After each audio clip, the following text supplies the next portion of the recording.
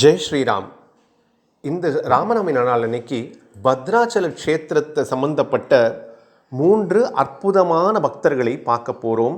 பத்ரன் அப்படிங்கிற பாறையாக இருந்து மறுபடியும் அதற்கு ஒரு தெய்வப்பிறவி கிடைத்து மறுபடியும் மலையாக மாறி பத்ராச்சலம் அப்படின்னு மாறி என்றைக்குமே ஸ்ரீமன் நாராயணன் ஆகப்பட்ட ஸ்ரீ ராமச்சந்திர மூர்த்தியோடைய அந்த பாதங்கள் அவருடைய தலைமையில் என்றைக்குமே பதிந்திருக்க வேண்டும் அப்படிங்கிற வரத்தை பெற்ற பத்ரன் அப்படிங்கிற முதல் பக்தன். கிட்டத்தட்ட 350 வருடங்களுக்கு முன்னால் தான் பத்ராச்சலத்தில் இந்த ராமரை பற்றியில் எல்லாருக்கும் நினைவே மறந்து போயிருக்கக்கூடிய காரணத்தில் ஒரு அம்மாவோட கனவில் ஸ்ரீ ராமச்சந்திரமூர்த்தி சொல்கிறார், நான் இங்கே தான் இருக்கேன் அப்படின்னு சொல்கிறார். அந்த அம்மா மேலே இருக்கக்கூடிய அந்த மலைக்கு மேலே போய் அந்த ஒரு பாம்பு புத்து மாதிரி இருக்கக்கூடிய இடத்துல அபிஷேகம் பண்ணி பண்ணி பண்ணி அந்த விக்கிரகத்தை வெளியில் கொண்டு வந்த அந்த அற்புதமான புனிதமான பக்தை தம்மக்கா அப்படிங்கிறவ அந்த 2வது பக்தியை நாம் இன்று தியானிக்க போகிறோம். பத்ராச்சலம் அப்படின்னு சொன்னாலே எல்லாருக்குமே தெரிந்தவர் யாரோட பார்த்தா ராமதாஸ் அப்படிங்கிற கோபண்ணா, அவருடைய உண்மையான பெயர் கோபண்ணா. அபுல் ஹசன் தனிஷா அவர் கிட்டக்க பணியாற்றி கொண்டிருந்தார், வரி வசூலிக்கக்கூடிய வேலையை பார்த்து கொண்டிருந்தார். கோபண்ணா அப்படிங்கிற அந்த பக்தரையும் நாம் இப்பொழுது இன்னைக்கு இந்த ஸ்ரீ ராமநவமி நன்னாள் என்று இந்த 3 பக்தர்களுடைய சரித்திரத்தையும் பத்ராச்சலம் அப்படிங்கிற அந்த ஒப்பற்ற க்ஷேத்திரத்தோட மகாத்மியத்தையும் ஸ்ரீமன் நாராயணன் அருளால் இன்று தியானிக்க போகிறோம். பத்ராச்சலம் அப்படின்னாலே, அச்சலம் அப்படின்னாலே மலை. நமக்கெல்லாம் தெரியும், ராமர் வனவாசத்துக்கு கிளம்பி போயிடுறார். வனவாசத்துக்கு கிளம்பி போயிட்டு இருக்கும் பொழுது பல கானகங்கள் வழியாக வரும் பொழுது ஒரு இடத்துல, குறிப்பாக ஒரு மலைப்பகுதியில் தாயாரும் ராமரும் உட்கார்ந்து இளைப்பாறும் பொழுது அவர்களுக்கு பிரத்யட்சமாக வைகுண்டத்திலேயே இருக்கக்கூடிய ஒரு உணர்வு வந்ததாம். எப்படி இந்த பாறைக்கு அப்படி ஒரு உன்னதமான உணர்வு நமக்குள்ளே வருதே அப்படின்னு அவர்கள் யோசித்து கொண்டிருக்கும் பொழுதுதான் மகாவிஷ்ணு ஆகப்பட்ட ஸ்ரீ ராமச்சந்திரமூர்த்திக்கு சொல்கிறார், இது வேறு யாரும் இல்லை, பத்ரன் அப்படிங்கிற என்னுடைய பக்தன். அந்த ஒரு பாறாங்கல், ஒரு கல், அந்த கல்லுக்கு ராமச்சந்திரமூர்த்தி மேலே அவ்வளோ பக்தி, அவ்வளோ வைராக்கியம். என் மீது நீ இளைப்பாற வேண்டும், எப்பொழுதும் நீ என் கூட இருக்க வேண்டும் அப்படிங்கிறது தான் அந்த அந்த பாறையுடைய ஒரு ஆசையாக இருந்தது, அதோடைய ஒரு வாஞ்சை. அந்த வாஞ்சையை ஸ்ரீ ராமச்சந்திரமூர்த்தி அப்பொழுது பூர்த்தி செய்து விடுறார். அப்புறமா தான் அவர்களுக்கு புரியுறது, இந்த பாறை என்ன அடுத்த பிறவியில் என்ன வாருது அப்படிங்கிறத பார்ப்போம். என்ன ஆகிறது அப்படின்னு பார்த்தோம்னால், மேருமலை நமக்கு எல்லாருக்குமே தெரியும். எந்த மேரு பர்வதத்தை வைத்து தான் இந்த பார்க்கடல் கடையப்பட்டது. அந்த மேருமலை மேரு அரசனுக்கும் இந்திரன் சபையில் நித்தியம் செய்யக்கூடிய அழகிய உருவான மேனகைக்கும் திருமணம் நடக்கிறது. அவர்களுக்கு திருமணமான பிறகு ஸ்ரீமன் நாராயணனை நோக்கி தவம் இருக்கார்கள். எதற்காக? ஒரு தவப்புதல்வன் வேண்டும் அப்படின்னு. உண்மையிலேயே அவர்களுக்கு ஒரு தவப்புதல்வன் தான் கிடைக்கிறார். அந்த தவப்புதல்வனுடைய பெயர் என்ன அப்படின்னு பார்த்தோம்னால் பத்ரன். முதல்ல பார்த்தோம் பாறையாக இருந்தது, இப்பொழுது பத்ரன் அப்படிங்கிற அந்த பிறவி கிடைச்சாச்சு. என்னால் தாயாரும் அவருக்கு ஆசை என்ன, எப்பவுமே ஸ்ரீமன் நாராயணனும் மகாலட்சுமி எப்பவுமே அவங்கள பாதத்தை எம்மேல் வைத்து கொண்டிருக்க வேண்டும். இதுதானே பத்ரனுடைய ஆசை. பத்ரனுக்கு இப்பொழுது என்ன நடக்கிறது அப்படிங்கிறத பார்ப்போம். மற்ற குழந்தைகள் மாதிரி பத்ரன் இல்லை. மேருவுக்கும் மேனகாவுக்கும் பிறந்த இந்த அற்புத குழந்தை மற்ற குழந்தைகளெல்லாம் விளையாடி கொண்டிருக்கும். பத்ரன் எப்பொழுதுமே தியானத்தில் ஸ்ரீமன் நாராயணன் நாமத்தை ஜபிப்பதிலே, விஷ்ணு பக்தியிலேயே நிலைத்திருப்பாராம் இந்த பத்ரன். இப்படி இருக்கும் பொழுது பத்ரனுக்கு யார் வழிகாட்ட வருவார்கள்? பிரகலாதனுக்கு யார் வழிகாட்ட வந்தார்கள்? அவரே தான் வரார். சாட்சாத் ஸ்ரீ நாரத முனி வரார். நாரத முனி பத்ரன் கிட்டக்க பார்க்குறார், பத்ரனை பேசுகிறார். அவரோட தாய் தந்தையரை பார்த்து சொல்கிறார், இது சாதாரண குழந்தை இல்லை, சாமானியப்பட்ட குழந்தை இல்லை, பெரிய ஒரு விஷயத்துக்காக, பெரிய ஒரு காரியத்துக்காக இந்த ஜனனம் நடந்திருக்கு அப்படின்னு சொல்லி நாரத முனியே, சாட்சாத் நாரத முனியே பத்ரனுக்கு ராமபிரானுடைய தன்மைகள் என்ன, ராமபிரானுடைய பக்தி எவ்வாறு செய்ய வேண்டும், ஸ்ரீமன் நாராயணனை நம்ம எப்படி துதிக்க வேண்டும், எப்படி தவம் செய்ய வேண்டும் அப்படிங்கிறது எல்லா விதமான தீட்சைகளையும் நாரத மகரிஷியே பத்ரனுக்கு கொடுத்துடுறார். பத்ரனுடைய மனதில் இப்பொழுது நாராயணன் மீது இந்த பக்தி அப்படிங்கிறதுல அந்த நெய்யை விட்டுவிட்டார் நாரதர். இப்பொழுது அந்த ஜோதி நல்ல அற்புதமாக ஒளிவிட ஆரம்பித்து விட்டது. எப்படியாவது ராமச்சந்திரமூர்த்தியுடைய அடைஞ்சே ஆக வேண்டும் அப்படிங்கிற ஒரே ஒரு எண்ணம் தான். தாய் தந்தையர்கிட்ட மன்றாடி கேட்டுக்கிறான் பத்ரன், என்னை தெய்வ செய்து விட்டு விடுங்கள், நான் போய் தவம் செய்கிறேன், ஸ்ரீமன் நாராயணனை நோக்கி நான் தவம் செய்ய வேண்டும், எனக்கு தெய்வ செய்து அனுமதி கொடுங்கள் அப்படின்னு கேட்கிறார்கள். சரி, அப்பா அம்மாவும் வேறு வழி இல்லையே அப்படின்னு சொல்லி சந்தோஷமாக அந்த குழந்தையை ஆசீர்வாதம் பண்ணி அனுப்புகிறார்கள். இப்போ தெய்வீகமான குழந்தையை நமக்கு கடவுள் கொடுத்தானேன்னு ரொம்ப பெருமைப்படுறார்கள் மேருவும் மேனகையும். இப்பொழுது அவர் போய் தவம் செய்யும் பொழுது என்ன ஆகிறது, முதல்ல என்ன நடக்கிறதுன்னு பார்ப்போம். அழகே உருவான அப்சரஸ் எல்லாம் அவருடைய தவத்தை தங்களால் ஆன முடிந்த எல்லா விதமான முயற்சிகளிலும் ஈடுபடுறார்கள். பலிக்கவில்லை. அப்பர் பெருமானுக்கு கூட நம்ம பார்த்துருக்கோம், எவ்வளவோ இந்த மாதிரிலாம் வந்தது. யாரெல்லாமோ அவர் அப்பரோட தவத்தைகள் நம்ம அவர் கொஞ்சம் கூட சலனமே கிடையாது அவருக்கு. அது போலவே இவருக்கு அதை பற்றி எந்த வித சலனமும் இல்லை. சரி, இருந்தாலும் அவரோட தவத்துடைய வீரியம் கம்மியாகவில்லை. அவருக்கு என்ன வேண்டும்? அவருக்கு என்ன மூவுலகுக்கு சக்கரவர்த்தி ஆக வேண்டும் அப்படியே லௌகிக வரமா? ஒரு வரமும் அவருக்கு தேவையில்லை. எல்லாத்துக்கும் மேலான ஒப்பற்ற நிலை ஸ்ரீமன் நாராயணனே எப்பொழுதும் கூட இருக்கா மாதிரி ஸ்ரீமன் நாராயணனும் ஒன்றரை கலக்க வேண்டும், நாராயணனோட சேவையிலேயே இருக்க வேண்டும் அப்படிங்கிறது அவருடைய ஆசை. அப்படியே தவம் செய்கிறார். இந்த தபோ வலிமை, தபோ சக்தி வெளியில் வர ஆரம்பிக்கிறது. தபோ சக்தி ஒரு அக்னி போல பிழம்பெடுத்து வெளியில் வர ஆரம்பிக்கிறது. இந்திரதேவனால் தாங்க முடியவில்லை. வஜ்ராயுதத்தை எடுத்துக்கொண்டு வந்து நிறுத்துவன் தவத்தை அப்படின்னு பணிய வைக்க பார்க்கிறார். ஆனால் அந்த தபோ வலிமை முன்னால் இந்திரனால் ஒன்றும் செய்ய முடியாமல் இந்திரன் அங்கிருந்து ஓடிவிட்டார் அப்படின்னு சொன்னால் பத்ரனுடைய தவ வலிமை பக்தி உண்மையானது. இப்படியே போய்கொண்டிருந்ததை பார்க்கும் பொழுது என்ன ஆகிறது அப்படின்னு பார்த்தால், இந்த பத்ரனை நம்மளால் சமாளிக்க முடியாது அப்படின்னு புரிந்து கொண்டவர்கள் எல்லாம் என்ன செய்கிறார்கள் அப்படின்னால் பிரம்மதேவர்கிட்டக்க போகிறார்கள். பிரம்மதேவரே, தாங்கள் எப்படியாவது சென்று ஸ்ரீமன் நாராயணன் கிட்ட சொல்லி இந்த பத்ரனுக்கு தாங்கள் வந்து அருளாசி கொடுக்குமாறு செய்து விடுங்கள், இனிமேலும் இந்த தபோ அக்னியை எங்களால் தாங்கிக் கொள்ள முடியாது அப்படின்னு சொல்கிறார்கள்.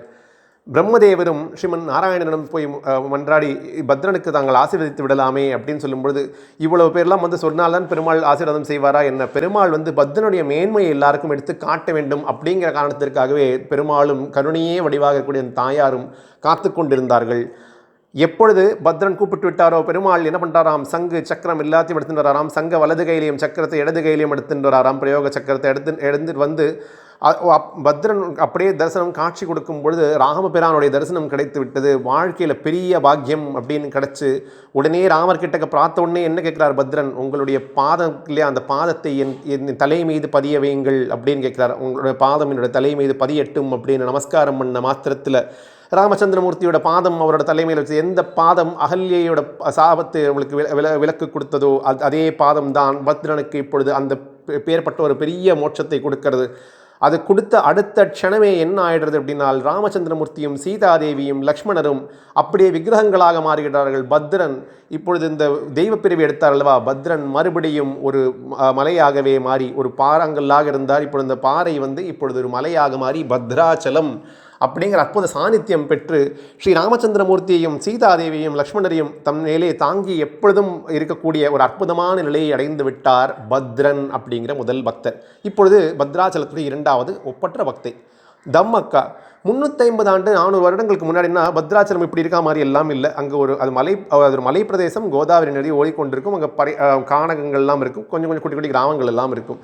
அப்பொழுது அது கோல்கொண்டா சாம்ராஜ்யத்துக்கு கீழே வந்தது. அந்த காலத்தில் தம்மக்கா வந்து அந்த ஊருக்கு பக்கக்கூடிய பத்ரரெட்டிப்பாளையம் அப்படிங்கிற அந்த இடத்துல தான் தம்மக்கா வாசம் செய்து கொண்டு வந்தார். ராமர் இந்த அம்மாவுக்கு ரொம்ப அதீதமான பக்தி. ஒரு நாளைக்கு பெருமாளை கனவுல வந்து சொல்கிறார், இதோ பாருமா, நானும் சீதாதேவியும் லக்ஷ்மணரும் மலைக்கு மேலே இருக்கோம், என்னை கண்டுபிடித்து எனக்கு வழிபாடுக்கு வழி செய் அப்படின்னு தம்மக்காவிடம் ஸ்ரீ ராமச்சந்திரமூர்த்தி பணித்து விட்டு போய்விடுறார். தம்மக்கா கஷ்டப்பட்டு மலை மேலே ஏறி எங்கேயோ எப்படி இந்த விக்கிரகம் இருக்குங்கிறத கண்டுபிடிச்சு ஒரு வழியாக ஒரு பாம்பு புற்றுக்குள்ளே இருக்குன்னு கண்டுபிடிச்சு அந்த விக்கிரகத்துக்கு அபிஷேகம் செய்து கொண்டே இருக்காள். ஒரு வழியாக அந்த விக்கிரகம் முழுதாக வெளிப்பட்டதுக்கு பிறகு அதற்கு தினசரி வழிபாடுகளுக்கு என்னெல்லாம் வேண்டுமோ அதெல்லாம் செய்து விடுறாள் தம்மக்கா அப்படிங்கிற இரண்டாவது. அதாவது இந்த விக்கிரகம் ரொம்ப நாள் யாரோட ஞாபகத்தும் இல்லாமல் அது விக்கிரகம் கொஞ்ச நாள் மறைந்திருந்த பொழுது அதை மறுபடியும் வெளிப்படுத்தி கொண்டு வந்ததுக்கு தம்மக்கா அப்படிங்கிற பக்தை தான் பயன்பட்டார் அப்படிங்கிறத பார்க்குறோம். இறுதியாக கோபண்ணா அப்படின்னு ஒருத்தர் இருந்தார். அவர் என்ன செய்வார்னா வரி வசூலிப்பார். யார் கிட்டக்க வேலை செய்தார்? அபுல் ஹாசன் தனீஷா அப்படிங்கிறவரிடம் அந்த வரி வசூல் வேலையை செய்து கொண்டிருந்தார். இவருக்கு என்ன மனசில் என்ன எண்ணம் வந்து விட்டது அப்படின்னு சொன்னால், நம்ம இவ்வளோ வரியெல்லாம் வசூலிக்கிறோமே, இங்கே எல்லாருக்கும் சில பேருக்கு அந்த வரியால் கஷ்டம் ஏற்படுறது. அது மட்டும் இல்லாமல் இவருக்கு என்னன்னா மாணிக்க வாசகருக்கு எப்படி எண்ணம் வந்தது, பாண்டிய மன்னன் கிட்ட அந்த காசெல்லாம் வாங்கிட்டு போய் எப்படி வந்து சிவபெருமானுடைய கோவிலை கட்ட ஆரம்பித்தார். அது போலவே இவர் ராமச்சந்திரமூர்த்திக்கு கோவில் கட்ட ஆரம்பித்து விடுறார். ராமச்சந்திரமூர்த்தி கோவில் கட்ட ஆரம்பிக்கிறார். அங்கே சீதாதேவி இருக்கார், லக்ஷ்மணன் இருக்கார். அந்த தம்மக்காவால் வெளிப்பட்ட வந்து அந்த விக்கிரகத்துக்கு பார்த்தா அவ்வளோ அழகாக இருக்குது. சரி, இந்த கோவில் மட்டும் கட்டினா போருமா, ராமச்சந்திரமூர்த்திக்கும் சீதாதேவிக்கும் லக்ஷ்மணருக்கும் ஆபரணங்கள் செய்ய வேண்டாமா அப்படின்னு சொல்லி வந்த வரி பணத்தை எல்லாம் இதற்காக செலவு செய்ய ஆரம்பித்துடுறார். அப்பொழுது அந்த பணத்தை கையாடல் செய்த குற்றத்திற்காக இவர் கைது செய்யப்படுறார். கைது செய்யப்பட்டு அந்த ஹசன் தனிஷா என்ன சொல்லிடுறாருன்னா, கிட்டத்தட்ட நீ 12 ஆண்டு காலங்கள் நீ சிறைவாசம் இருக்க வேண்டும். அப்படி நீ 12 ஆண்டு காலங்களுக்குள் கொடுக்கவில்லை பணத்தை அப்படின்னு சொன்னால் நிச்சயமாக உனக்கு மரணம் சம்பவிக்கும் அப்படின்னு சொல்லி ராமதாஸை 1 அல்ல 2 அல்ல 12 ஆண்டு காலங்கள் சிறையில் அடைத்து விடுறார்கள். இப்பொழுது அவருடைய உயிர் போக வேண்டிய அந்த நேரமும் வந்து விடுறது. அப்பொழுதுதான் ராமச்சந்திரமூர்த்தியும் லக்ஷ்மணரும் ஒரு அற்புதமான விஷயத்தை செய்கிறார்கள். சரி, இந்த 12 ஆண்டு காலங்கள் ஏன் கோபண்ணா இந்த சிறையில் சித்திரவதை செய்யப்பட்டார், எதனால் அப்படின்னு பார்த்தோம்னா, அதனால் நமக்கு என்ன பயன் கிடைத்தது அப்படின்னு நம்ம கேட்கலாமா ஒரு கேள்வி. அந்த கேள்வி என்ன தெரியுமா பதில்? எவ்வளவோ அற்புதமான கீர்த்தனைகளை ஸ்ரீ ராமச்சந்திரமூர்த்தி எழுதி ஏற்றார். அந்த மாதிரி ஒரு நிலையில் யாராவது நமக்குலாம் ஒரு சின்னதாக ஒரு சோதனை வந்துடுது அப்படின்னு சொன்னாலே நம்ம கடவுள் எல்லாம் வேண்டாம், கடவுள் இல்லை அப்படின்னு நம்மலாம் சொல்ல ஆரம்பிக்கிறோம். நமக்கு ஒரு சின்னதாக ஒரு விஷயம் நம்ம நினச்சபடி நமக்கு எது நல்லதுங்கிறது நமக்கே தெரியாது. அப்படின்னு இருக்கும்பொழுது நம்ம இறைவனுக்கு சக்தி இல்லை அப்படின்னு சொல்லி இறைவனை நம்ம தூற்றுகிறதோ, இறைவனை இழிவாக பேசுவதோ, இல்லை நமக்கு வேணுங்கிறத பண்ணி கொடுக்கலையே அப்படின்னு சொல்லி அப்படியெல்லாம் சொல்லக்கூடிய நம்மெல்லாம் இருக்கும் பொழுது, இந்த அற்புதமான கோபண்ணா அப்படிங்கிற ராமதாசர் 12 ஆண்டு காலங்கள் ஒரு நாள் விடாமல் ராமச்சந்திரமூர்த்தி மீது கீர்த்தனைகள் எழுதினார். சொன்னால் அவருடைய பக்தி எப்பேற்பட்ட ஒரு அற்புதமான பக்தி, நிஷ்காமிய பக்தி.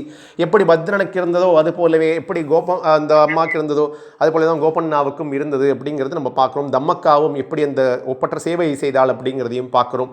இப்படி 12 ஆண்டு காலங்கள் நடந்து கொண்டிருக்கும்பொழுது ஒரு நாள் அந்த நவாபுடைய கனவில் ஒரு காட்சி, அற்புதமான காட்சி. பொன்னிறமான குதிரைகள் மீது 2 அற்புதமான சகோதரர்கள், பார்த்தா கம்பீர தோற்றத்துடன் அழகான தோற்றத்துடன் இருக்கிறார்கள். தங்கவில் எல்லாம் வைத்துக் கொண்டிருக்கிறார்கள். அவர்கள் எல்லாம் வரார்கள். கனவில் என்ன பண்ணுறார்கள் அப்படின்னு சொன்னால், என்னுடைய பக்தனுக்கு பணம் கொடுக்க வேண்டும். எவ்வளோ? 9 லட்சம் ரூபாய் தானே அப்படின்னு சொல்லி ராமபிரானுடைய முத்திரை போட்ட 9 லட்சம் நாணயங்கள், தங்க நாணயங்களை இந்த மன்னரிடம் கொடுத்து விட்டு அந்த கனவில் ராமலக்ஷ்மணர் மறைந்து விடுறார்கள். சரி, இப்பொழுது ராஜா எழுந்து பார்க்குறார். அப்போ ராஜா அப்படியே ஒரு மாதிரி பிரமிப்பார். எப்பேற்பட்ட ஒரு கனவின். பக்கத்தில் பார்த்தா 9 லட்சம் நாணயங்கள் பிரத்யட்சமாக அவருடைய அறையிலேயே இருந்தன. அப்பொழுதுதான் ஹாசன் தனிஷாவுக்கு புரிந்தது, இது நிச்சயமாக இறைவனுடைய வேலை தான், ஸ்ரீ ராமச்சந்திரமூர்த்தியே தான் செய்திருக்கார், நமக்கு அப்பாற்பட்ட ஒரு சக்தி இருக்குது அப்படின்னு சொல்லி உடனே கோபண்ணாவை விடுவிக்கிறார். அது மட்டும் இல்லாமல் மறுபடியும் அவருக்கு என்ன பதவி போச்சோ அந்த பதவிக்கும் கொடுத்து விட்டு இந்த ராமச்சந்திரமூர்த்தியுடைய ஆலயங்களில் என்னெல்லாம் வழிபாடு செய்ய வேண்டுமோ அது எல்லாவற்றையும் கோபண்ணாவிடம் பார்த்துக்கொள்ள சொல்லி இந்த நவாப் இந்த ராமச்சந்திரமூர்த்திக்கு பட்டாடைகளும் முத்தும் சமர்ப்பணம் செய்தார் அப்படின்னு சொன்னால் எவ்வளவு ஒரு அற்புதமான ஒரு சரித்திரம் இந்த பத்ராச்சல ராமதாஸ் சரித்திரம். நமக்கு ராமச்சந்திரமூர்த்தி வாழ்க்கையில் பார்க்கணும் எவ்வளோ கஷ்டங்கள் அவர் கஷ்டப்பட வேண்டியிருந்தவரோட வாழ்க்கையில். அவரோட ராம பக்தியில் இருக்கிற இந்த பத்ராச்சல ராமதாஸ் பார்த்தோம், என்னதான் கஷ்டம் வந்தாலும் தன் ராம பக்தியை விடாமல் அதிலேயே அப்படியே லயித்து கொண்டிருந்தார் அப்படின்னு சொன்னால் அந்த பக்தி எப்பேற்பட்ட ஒரு உன்னதமான பக்தி அப்படிங்கிறது நமக்கு புரியறது இல்லவா? இந்த ராமச்சந்திரமூர்த்தி இருக்கக்கூடிய இந்த பத்ராச்சலத்தோட மகாத்மியம் நமக்கு எப்படி தெரிய வந்தது அப்படின்னு பார்த்தோம்னா, rambulatory.com அப்படிங்கிற ஒரு பிளாக், அந்த பிளாக் மூலமாக அலீசா அப்படிங்கிற வெளிநாட்டை சேர்ந்தவர் அந்த அம்மாவுடைய அந்த எழுத்துக்கள் மூலமாக தான் நமக்கு இன்றைக்கி ராமச்சந்திரமூர்த்தியை தரிசனம் செய்ய முடிந்தது. அது மட்டும் இல்லாமல் ஸ்தலபுராணம் நமக்கு கிடைத்தனால் அந்த அம்மாவுடைய பாதங்களிலும் நமஸ்காரம் செய்துவிட்டு ஸ்ரீ ராமச்சந்திரமூர்த்தி அனைவரும் தியானித்து இந்த ராமநவமி நன்னாள் என்று அவரோட அருளுக்கு பரிபூர்ண பாத்திரமாக வேண்டும் அப்படின்னு கேட்டுக்கொண்டு இப்பொழுது பேசப்பட்ட வார்த்தைகள் அனைத்தையும் அந்த ஜானகி தேவியின் பாதங்கள் சமர்ப்பணமாக வைத்து இந்த உரையை நிறைவு செய்கிறோம். ஓம் நமோ வெங்கடேசாய.